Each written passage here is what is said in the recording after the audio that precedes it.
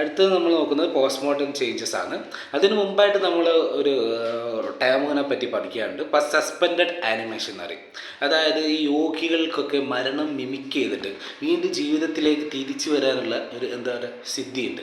അതുപോലെ തന്നെ അങ്ങനെ കണ്ടീഷൻസ് നമുക്ക് ചില അസുഖങ്ങളിലും കാണാം.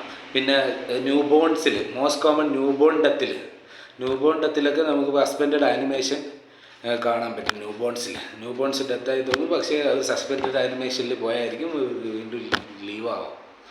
ഓക്കെ, പിന്നെ എന്ന് പറഞ്ഞാൽ other causes cholera, TB, electric യൂഷനിലൊക്കെ നമുക്ക് ഈ ഒരു സസ്പെൻഡഡ് ആനിമേഷൻ കാണാൻ പറ്റും. ഓക്കെ, പോസ്റ്റ്മോർട്ടം ചേഞ്ചസ് എന്ന് പറയുമ്പോൾ ഐസിലുള്ള ചേഞ്ചസ് ആണ് ആദ്യം നോക്കുന്നത്. കെവോർക്കിയൻ ലൈൻ ഉണ്ടാവും. കെവോർക്കിയൻ ലൈൻ എന്ന് പറഞ്ഞാൽ ലെസ് ദാൻ 1 hour തന്നെ ഐസിൽ കെവോർക്കിയൻ ലൈൻസ് ഉണ്ടാവും. റെയിൽ ട്രാക്ക് സൈൻ എന്നും പറയും. സെഗ്മെൻറ്റേഷൻ ഓഫ് റെറ്റിനൽ വെസൽസ് ആണ് ഇതിൽ സംഭവിക്കുന്നത്.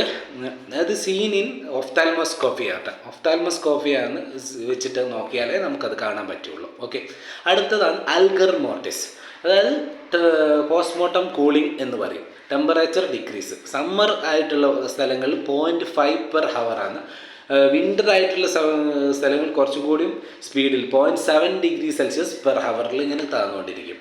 3 ഫേസ് ഉണ്ട് ഇതിന് അൽഗർ മോർട്ടിസിന്. ഒരു ഗ്രാഫ് വരയ്ക്കുകയാണെങ്കിൽ ഇങ്ങനെ താഴ്ന്നു വരുന്നതിൽ ഗ്രാജുവലായി കുറയും, പിന്നെ ഒരു റാപ്പിഡായിട്ടുള്ള ഫേസും പിന്നെ ഒരു ഗ്രാജുവലായിട്ടുള്ള ഫേസും, അങ്ങനെ 3 ആയിട്ടാണ് ഗ്രാജുവൽ, റാപ്പിഡ്, ഗ്രാജുവൽ ആയിട്ടാണ് അൽഗർ മോർട്ടിസ് സംഭവിക്കുന്നത്. ഓക്കെ.